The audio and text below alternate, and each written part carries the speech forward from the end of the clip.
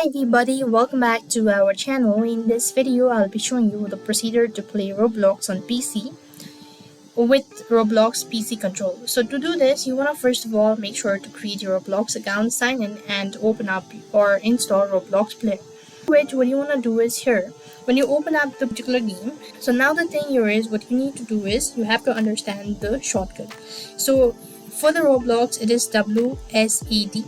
That means for W, it stands move forward. When I press on the W key, you could see that I will be able to move forward.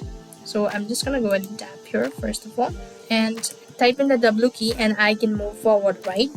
And as for the S, you can move backward. So when you tap on the keyboard S, you could see that I'm typing on the keyboard S and I'm able to move backward. Do the same thing with the W.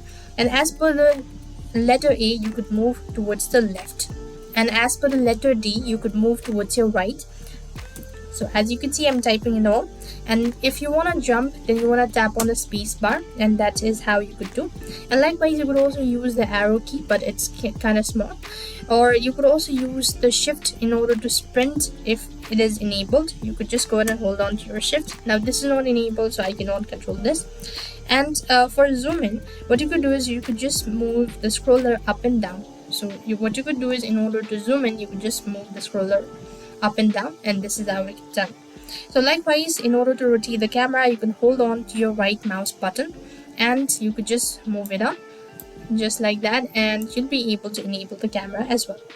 So this is how you'll be able to play Roblox on PC and laptop. I hope the video was helpful. Make sure to like, share and subscribe. Thank you for watching. See you in the next video.